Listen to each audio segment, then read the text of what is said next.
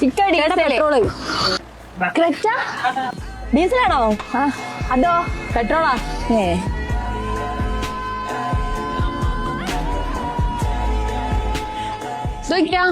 അന്റെ വണ്ടി ഏതാ മോഡല്? 2018 യൂസ്ഡ് കാറാണോ? ഫ്രഷ് കാറിന്റെ ലുക്ക് ഉണ്ടല്ലോ. അത് പിന്നെ എച്ച് മോട്ടോഴ്സിനല്ലേ എടുത്തത്? ഞാനും എച്ച് മോട്ടോഴ്സിനാ വണ്ടി എടുത്തത്. ശരിക്കും നിങ്ങളെ വണ്ടിന്റെ കണ്ടീഷൻ ഒക്കെ എങ്ങനെ? ഫുൾ ഓൺ കണ്ടീഷൻ ആണ്. ഈ റെഡ് ക്രെറ്റ വരുന്നത് 2018 മോഡലാണ്. ഈ ബ്ലാക്ക് ക്രെറ്റ വരുന്നത് 2018 മോഡലാണ്.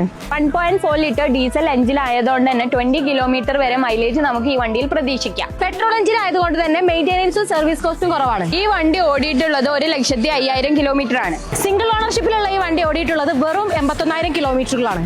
സെക്കൻഡ് ഓണർഷിപ്പിൽ വരുന്ന ഈ വണ്ടിക്ക് എക്സ്ട്രാ അലോവിയിലും കാര്യങ്ങളും മോഡിഫിക്കേഷൻ ഒക്കെ ചെയ്തിട്ടുണ്ട്.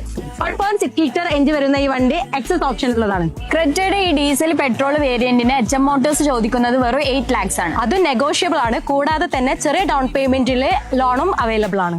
ഇനി ഇങ്ങനത്തെ കൂടുതൽ വീഡിയോസിന് വേണ്ടി എച്ച് മോട്ടോഴ്സിന്റെ ഫേസ്ബുക്ക് പേജ് ഒന്ന് ഫോളോ ചെയ്യുക.